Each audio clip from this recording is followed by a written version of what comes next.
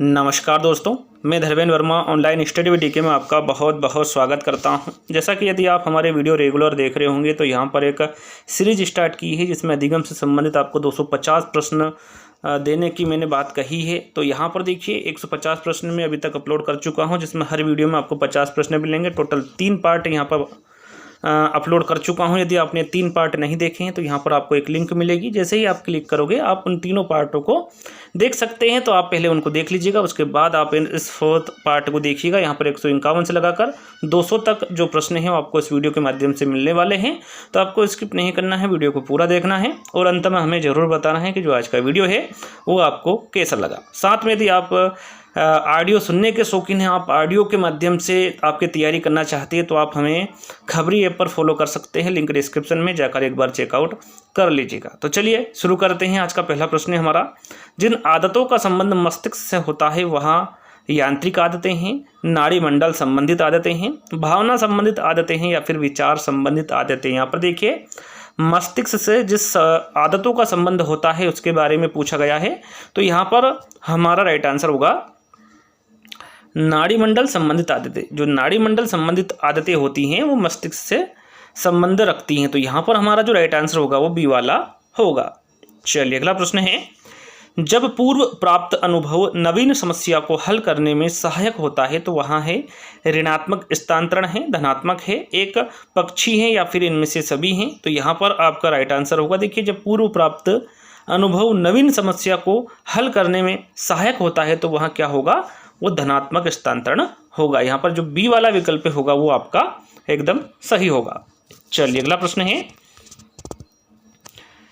निम्नलिखित में से सीखने का मुख्य नियम। यहाँ पर देखिए सीखने का आपको मुख्य नियम बताना है, जैसा कि मैं आपको पहले भी बता चुका हूँ, एक बार फिर बता देता हूँ। थॉर्नडाइक ने 2 नियम बताए हैं, मुख्य नियम और गौण नियम। मुख्य नियम के अंतर्गत 3 नियम बताए हैं और जो गौण नियम है उसके अंतर्गत 5 नियम बताए हैं। तो यहाँ पर देखिए मुख्य नियम के अंतर्गत पूछा गया है बहुप्रतिक्रिया नियम है, अभ्यास का नियम है, अपूर्ण क्रिया का नियम है या फिर सादृश्यीकरण का नियम है। तो मैं 3 नियम आपको जो इससे पहले जो वीडियो बना चुका हूँ उसमें बता चुका हूँ कौन कौन से 3 नियम हैं। यहाँ पर मुख्य नियम की बात हो रही है तो वो है अभ्यास के नियम। अभ्यास का नियम मुख्य नियम के अंतर्गत आता है। बाकी जो बहुप्रतिक्रिया का नियम है, अपूर्ण क्रिया का नियम है, वो सादृश्यीकरण का नियम है, ये गौण नियम के अंतर्गत आता है। तो राइट आंसर आपका यहाँ पर बी वाला होगा।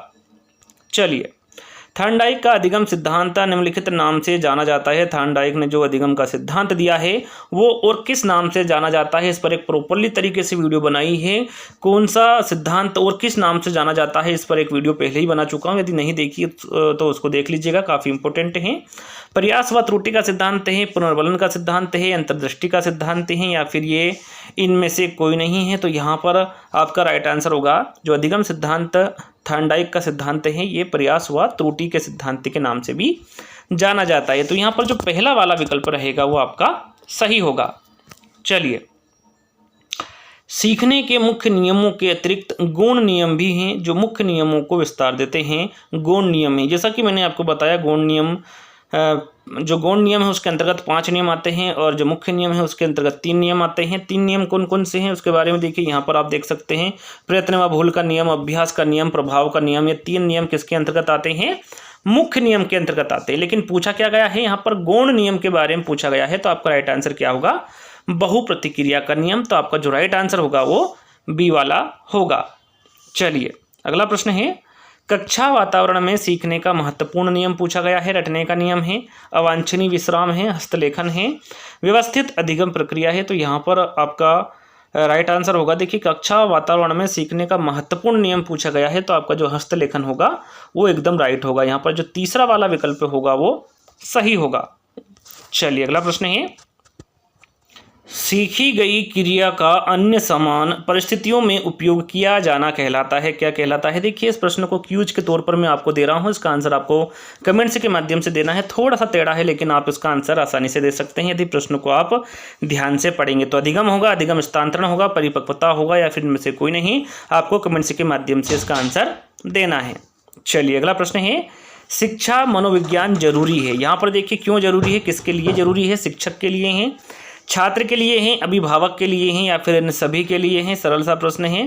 जो शिक्षा मनोविज्ञान होता है वो शिक्षक के लिए भी जरूरी होता है, छात्र के लिए भी होता है और अभिभावक के लिए भी जरूरी होता है शिक्षा मनोविज्ञान। तो यहाँ पर आप राइट आंसर लगा सकते हैं सभी के लिए। चलिए अगला प्रश्न है, यहाँ पर देखिए जब भी आप आंसर दें तो आंसर आपको तब देना है जब प्रश्न संख्या लिखे, उसके बाद आपको आंसर लिखकर कमेंट में बता देना है, जो कि मैंने आपको क्यूज के तौर पर दिया है। तो यहाँ पर 159 वाला जो प्रश्न है, अधिगम की निम्नांकित परिभाषा किसने दी है कि सीखना विकास की प्रक्रिया है। यहाँ पर जो परिभाषा दी गई है ये किसके द्वारा दी गई है, वुडवर्थ, क्रो, स्किनर या फिर गिलफोर्ड। तो यहाँ पर आपका राइट आंसर होगा वुडवर्थ। याद रखिएगा, जो सीखना विकास की प्रक्रिया है ये अधिगम की एक परिभाषा है, ये किसके द्वारा दी गई है, वुडवर्थ के द्वारा दी गई परिभाषा है। सीखना प्रभावित होता है मन है, आत्मा है, बुद्धि है या फिर प्रेरणा है। तो यहाँ पर आपका राइट आंसर होगा प्रेरणा। सीखना जो प्रभावित होता है वो प्रेरणा होता है। तो राइट आंसर आपका यहाँ पर फोर्थ वाला जो रहेगा वो सही होगा।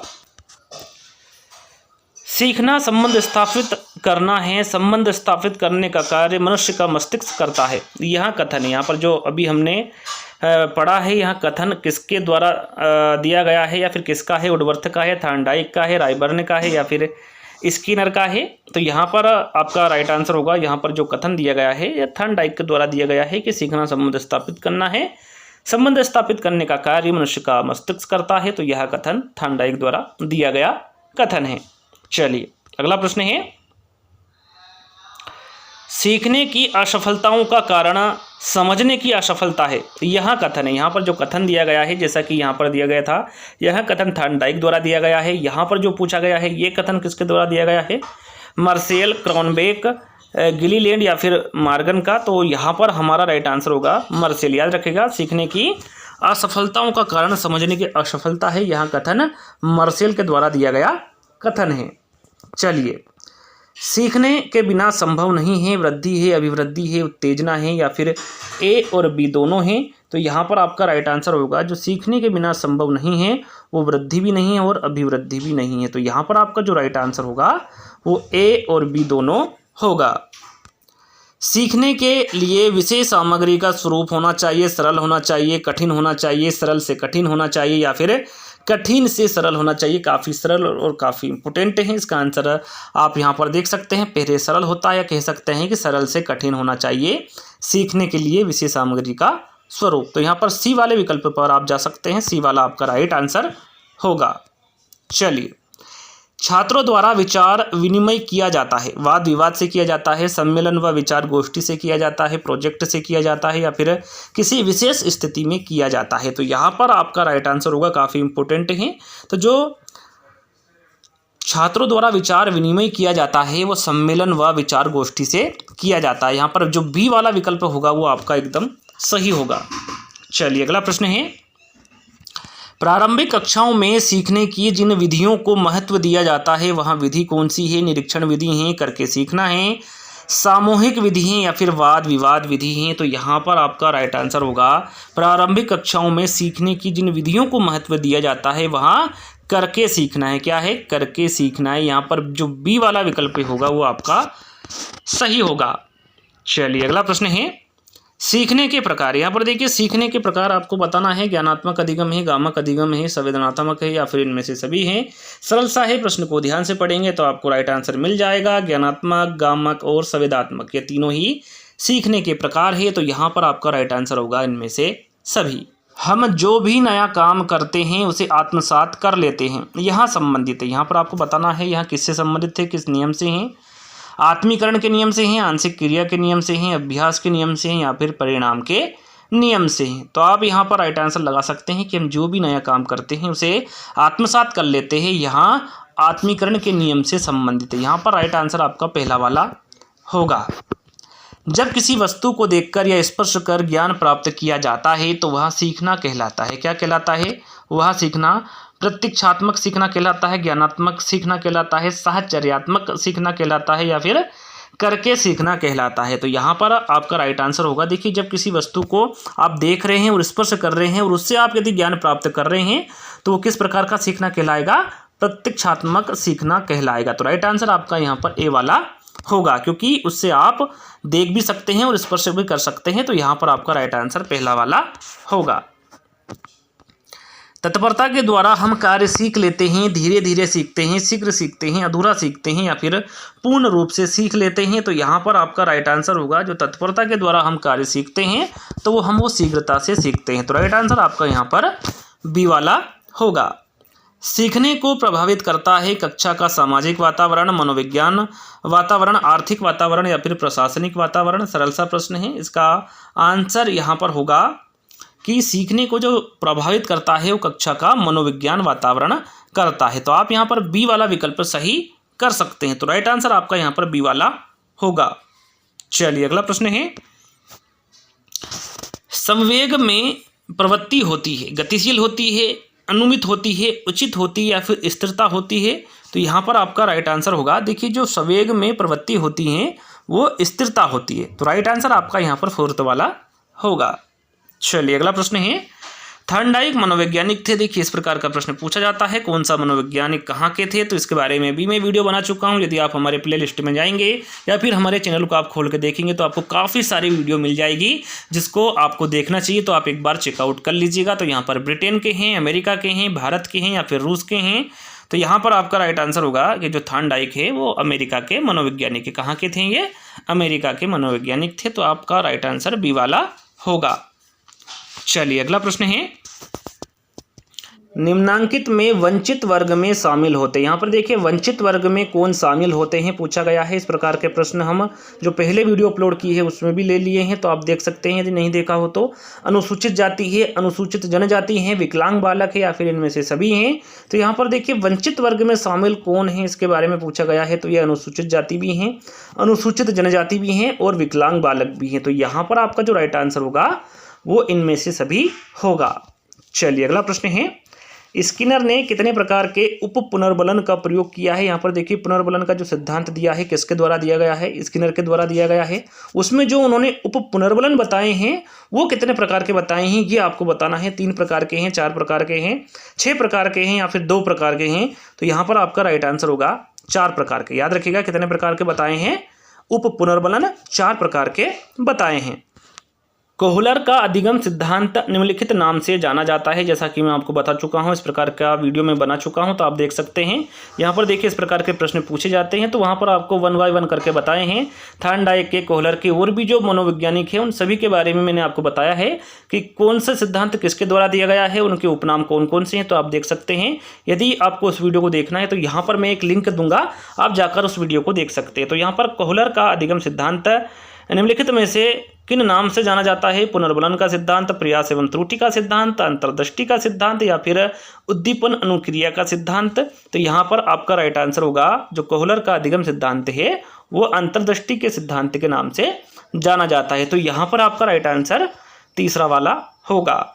चलिए अगला प्रश्न है, अधिगम को प्रभावित करने वाले घटक है। यहाँ पर देखिए अधिगम को प्रभावित करने वाले घटक के बारे में पूछा गया है। उचित वातावरण है, प्रेरणा है, परिपक्वता है या फिर ये सभी हैं। तो यहाँ पर उचित वातावरण भी होगा, प्रेरणा भी होगा और परिपक्वता भी होगा।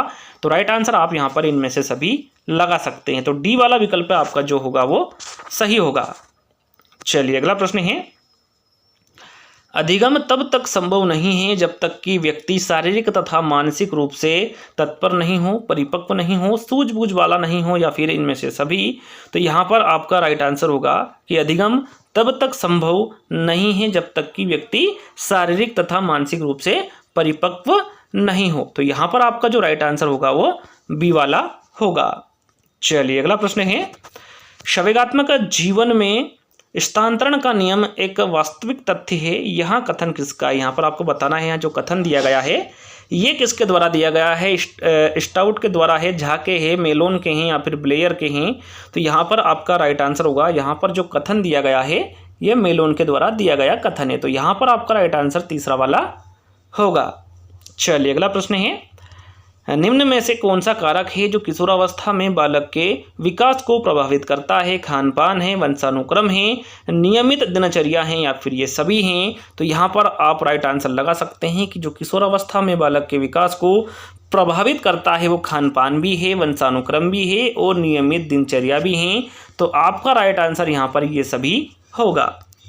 चलिए अगला प्रश्न है, जिस विधि के द्वारा बालक को आत्मनिर्देशन के माध्यम से बुरी आदतों को छुड़वाने का प्रयास किया जाता है वहाँ विधि कौन सी। यदि आप प्रश्न को ध्यान से पढ़ेंगे तो आपको उत्तर इस प्रश्न में ही मिल जाएगा। यहाँ पर देखिए आत्मनिर्देशन के माध्यम से पूछा गया है, तो यह आत्मनिर्देशन विधि के माध्यम से ही बुरी आदतों को छुड़वाने का प्रयास किया जाता है। तो यहाँ पर आत्मनिर्देशन जो विधि होगा वो आपका राइट आंसर होगा। बुद्धिलब्धि के लिए विशिष्ट श्रेय किस मनोवैज्ञानिक को जाता है। सिगमंड फ्रॉयड को, मैकडूगल को, कोहलर को या फिर स्टर्न को। तो यहाँ पर आपका राइट आंसर होगा कि जो बुद्धिलब्धि के लिए विशिष्ट श्रेय जिस मनोवैज्ञानिक को जाता है वो है स्टर्न। काफ़ी इंपॉर्टेंट है, इस पर मैंने एक ट्रिक भी बनाई हुई है, आपको देखना है तो आप हमारे चैनल के माध्यम से, हमारे वीडियो के माध्यम से देख सकते हैं। तो यहाँ पर आपका जो राइट आंसर होगा वो 4th वाला होगा। बालक के सामाजिक विकास में सबसे महत्वपूर्ण कारक कौन सा। यहाँ पर देखिए सबसे महत्वपूर्ण कारक पूछा गया है बालक के सामाजिक विकास में जाति भेद का है, आनुवांशिकता का है, वातावरण का है या फिर आनुवांशिकता तथा वातावरण दोनों का है। तो यहाँ पर आपका राइट आंसर होगा वातावरण का। याद रखिएगा बालक के सामाजिक विकास में जो सबसे महत्वपूर्ण कारक होता है वो वातावरण का होता है। तो आपका जो तीसरा वाला विकल्प होगा वो सही होगा। चलिए अगला प्रश्न है, संवेगात्मक विकास की किस अवस्था में तीव्र परिवर्तन होता है। यहाँ पर देखिए प्रश्न को ध्यान से पढ़ना है। संवेगात्मक विकास की वह कौन सी अवस्था है जिसमें तीव्र परिवर्तन होता है। शिशु अवस्था है, युवा अवस्था है, बाल्यावस्था है या फिर किशोरावस्था है। तो यहाँ पर आपका राइट आंसर होगा किशोरावस्था। याद रखिएगा संवेगात्मक विकास की वो किशोरावस्था है जिसमें तीव्र परिवर्तन होता है। तो यहाँ पर जो 4th वाला विकल्प होगा वो आपका सही होगा। चलिए अगला प्रश्न है, चरित्र को निश्चित करने वाला महत्वपूर्ण कारक कौन सा है। शारीरिक कारक है, मानसिक कारक है, सामाजिक कारक है या फिर मनोरंजन संबंधी कारक है। तो यहाँ पर आपका राइट आंसर होगा मनोरंजन संबंधी कारक। याद रखिएगा चरित्र को निश्चित करने वाला जो महत्वपूर्ण कारक होता है वो मनोरंजन संबंधी कारक होता है। तो यहाँ पर आपका जो डी वाला विकल्प होगा वो सही होगा। चलिए अगला प्रश्न है, जिस आयु में बालक की मानसिक योग्यता का लगभग पूर्ण विकास होता है वहाँ वर्ष आपको बताना है। 14 वर्ष, 11 वर्ष, 9 वर्ष या फिर 6 वर्ष। तो यहाँ पर आपका राइट आंसर होगा कि जिस आयु में बालक की मानसिक योग्यता का लगभग पूर्ण विकास होता है वहाँ आयु कितनी वर्ष की होती है, 14 वर्ष की होती है। यहाँ पर जो राइट आंसर आपका होगा वो पहला वाला होगा।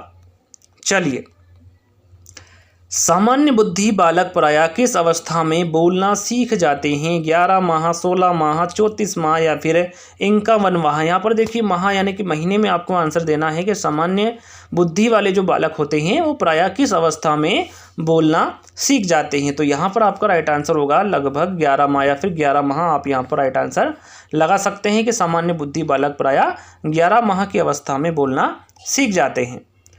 निम्नांकित पद्धति व्यक्तिगत भेद को ध्यान में नहीं रखकर शिक्षण में प्रयुक्त की जाती है। डाल्टन योजना है, व्याख्यान विधि है, बिनेटिका योजना है या फिर प्रायोजना पद्धति है। तो यहाँ पर आपका राइट आंसर होगा व्याख्यान विधि। निम्नांकित पद्धति व्यक्तिगत भेद को ध्यान में नहीं रखकर शिक्षण में प्रयुक्त की जाती है, वहाँ विधि व्याख्यान विधि। यहाँ पर बी वाला विकल्प आपका सही होगा।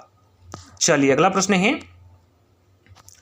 शारीरिक रूप से व्यक्ति के मध्य जो भिन्नता दिखाई देती है वहाँ कहलाती है। यहाँ पर देखिए शारीरिक रूप से पूछा गया है कि जो व्यक्ति के मध्य जो भिन्नता दिखाई देती है वहाँ क्या कहलाती है। बाहरी भिन्नता कहलाती है, आंतरिक विभिन्नता कहलाती है, व्यक्तित्व या फिर ये सभी। तो यहाँ पर आपका राइट आंसर होगा ये बाहरी विभिन्नता कहलाती है। शारीरिक रूप से जो व्यक्ति के मध्य जो भिन्नता दिखाई देती है वहाँ बाहरी भिन्नता कहलाती है। तो यहाँ पर जो पहला वाला विकल्प रहेगा वो आपका सही होगा। चलिए अगला प्रश्न है, बाह्य रूप में दो व्यक्ति एक समान हैं लेकिन वे अन्य आंतरिक योग्यताओं की दृष्टि से समरूप नहीं हैं, ऐसी व्यक्तिगत विभिन्नता कहलाती है। प्रश्न को ध्यान से पढ़ना है। बाह्य रूप से दो व्यक्ति एक समान है, या कह सकते हैं जो बाहरी रूप होता है उसमें जो दो व्यक्ति है वो एक समान है, या फिर कह सकते हैं कि जुड़वा है ना, लेकिन वे अन्य आंतरिक जो क्रियाएं होती हैं या फिर आंतरिक योग्यताएं जो होती हैं उनकी दृष्टि से वो समरूप नहीं है। तो ऐसी व्यक्तिगत विभिन्नता क्या कहलाती है। व्यक्तित्व कहलाती है, बाह्य विभिन्नता कहलाती है, आंतरिक विभिन्नता कहलाती है, या फिर इनमें से कोई नहीं। तो यहाँ पर आपका राइट आंसर होगा आंतरिक विभिन्नता। यहाँ पर देखिए इससे पहले वाले प्रश्न में हमारा आंसर राइट था बाह्य विभिन्नता, क्योंकि उसमें बाह्य विभिन्नता में अंतर था, और यहाँ पर आंतरिक जो विभिन्नता है उसमें यहाँ पर अंतर या फिर उसमें जो दोनों की सोचने समझने की जो क्षमता है वो एक समान नहीं है, तो यहाँ पर आंतरिक विभिन्नता आपका राइट आंसर होगा। चलिए, व्यक्तिगत शिक्षण में निम्नलिखित विधि काम में नहीं आती है। डाल्टन पद्धति है, सामूहिक शिक्षण पद्धति है, कॉन्डक्ट पद्धति है या फिर प्रोजेक्ट योजना है। तो यहाँ पर आपका राइट आंसर होगा जो व्यक्तिगत शिक्षण में निम्नलिखित विधि काम में नहीं आती है, उसके बारे में यहाँ पर आपको आंसर देना है, तो वो है सामूहिक शिक्षण पद्धति। यहाँ पर जो बी वाला विकल्प होगा वो एकदम सही होगा। चलिए, अगला प्रश्न है, मोटे रूप में व्यक्तिगत विभेद को कितने भागों में विभाजित किया गया है। यहाँ पर देखिए, व्यक्तिगत विभेद के बारे में पूछा गया है कि इसको कितने भागों में विभाजित किया गया है, 2, 4, 3 या फिर इनमें से कोई नहीं। तो यहाँ पर आपका राइट आंसर होगा 2। मोटे रूप में जो व्यक्तिगत विभेद को भागों में जो विभाजित किया गया है वो 2 भागों में किया गया है। यहाँ पर देखिए, एक छात्र द्वारा गणित के सूत्र, यहाँ पर देखिए गणित का सूत्र दिया हुआ है, x² + y² + 2xy की गणितीय अवधारणा का प्रयोग वो भौतिक विज्ञान के प्रश्न को हल करने में करता है। तो यहाँ पर आपको बताना है कि उसका यहाँ कार्य माना जाएगा स्मृति का प्रयोग, बुद्धि का प्रयोग, ज्ञान का प्रयोग या फिर अधिगम हस्तांतरण। यहाँ पर देखिए, जो गणित का सूत्र है उसको हल करने के लिए वो जो भौतिक विज्ञान के प्रश्न होते हैं उसमें करता है। तो यहाँ पर आपको बताना है कि उसका यहाँ जो कार्य है वो किस प्रकार का माना जाएगा। तो आपका राइट आंसर होगा अधिगम हस्तांतरण। यहाँ पर जो डी वाला विकल्प होगा वो आपका सही होगा। अधिगम हस्तांतरण से बचत होती है, समय की होती हैं, श्रम की होती हैं, दोनों की होती हैं या फिर धन की होती हैं। तो यहाँ पर आपका राइट आंसर होगा कि जो अधिगम हस्तांतरण से बचत होती है वो समय की भी होती है, साथ में श्रम की भी बचत होती है। तो आपका राइट आंसर यहाँ पर ए एवं बी दोनों होगा। चलिए, अगला प्रश्न है, अधिगम हस्तांतरण की आवश्यक शर्तें। यहाँ पर देखिए, आवश्यक शर्त के बारे में पूछा गया है। स्थायी अधिगम है, स्थिति का चयन है, प्रभाव है या फिर ये सभी हैं। तो यहाँ पर आपका राइट आंसर होगा स्थायी अधिगम भी है, स्थिति का चयन भी है और प्रभाव भी है। तो यहाँ पर राइट आंसर आपका ये सभी होगा। निम्नलिखित में से कौन सा कारक अधिगम को प्रभावित करने वाले मनोवैज्ञानिक कारकों से संबंधित है। उचित प्रतिचारों का चुनाव है, प्रक्रिया की प्रभावशीलता है, रुचि है या फिर ये सभी हैं। तो यहाँ पर आपका राइट आंसर होगा, देखिए यहाँ पर अधिगम को प्रभावित करने वाले मनोवैज्ञानिक कारकों के बारे में पूछा गया है। तो वो उचित प्रतिचारों का चुनाव भी है, प्रक्रियाओं की प्रभावशीलता भी है और रुचि भी है। तो यहाँ पर आपका राइट आंसर होगा ये सभी। चलिए, अगला प्रश्न है, एक बालक गणित सीखने में रुचि नहीं रखता है, इसलिए वहाँ गणित में कमजोर है। यह कारक अधिगम को प्रभावित करने वाले कारकों में से किस कारक से संबंधित है। मनोवैज्ञानिक कारक से हैं, सामाजिक कारक से हैं, पर्यावरणीय कारक से हैं या फिर इन सभी से हैं। यहाँ पर देखिए, एक बालक है जो गणित सीखने में रुचि नहीं रखता है, इसलिए वहाँ गणित में कमजोर है। यहाँ कारक अधिगम को प्रभावित करने वाले कारकों में पूछा गया है कि ये किस कारक से संबंधित है। तो यहाँ पर आपका राइट आंसर होगा ये मनोवैज्ञानिक कारक से संबंधित है। यहाँ पर जो पहला वाला विकल्प होगा वो आपका सही होगा। चलिए, अगला प्रश्न है, निम्नलिखित में से कौन सा कारक शारीरिक कारक से संबंधित हैं जो कि अधिगम को प्रभावित करता है। यहाँ पर देखिए, शारीरिक कारक के बारे में पूछा गया है कि जो अधिगम को प्रभावित करता है वहाँ कारक कौन सा है। विकलांगता है, दृष्टि दोष है, श्रवण दोष है या फिर इनमें से सभी हैं। तो यहाँ पर आपका राइट आंसर होगा, देखिए शारीरिक कारक में विकलांगता भी आती है, दृष्टि दोष भी आता है और श्रवण दोष भी आता है और ये सभी अधिगम को प्रभावित करते हैं। तो यहाँ पर आपका राइट आंसर इनमें से सभी होगा। 3 वर्ष का बालक साइकिल चलाना नहीं सीख पाता है, इसका प्रमुख कारण क्या है। यहाँ पर देखिए, प्रमुख कारण आपको बताना है क्या होगा। प्रशिक्षण का अभाव है, प्रशिक्षण की अयोग्यता है, दोनों है या फिर आयु एवं परिपक्वता का अभाव है। तो यहाँ पर एक बालक है जो 3 वर्ष का है तो साइकिल चलाना नहीं सीख पाता है, तो इसका आपको प्रमुख कारण बताना है। तो आपका राइट आंसर होगा आयु एवं परिपक्वता का अभाव है, इसलिए बच्चा साइकिल चलाना नहीं सीख पाता है। तो राइट आंसर आपका 4th वाला होगा। चलिए, अंतिम प्रश्न है, इसके बाद एक और पार्ट बनेगा जिसमें आपके कंप्लीट 250 प्रश्न हो जाएंगे। यदि आपको वीडियो अच्छा लग रहा है तो आपको लाइक कर देना है।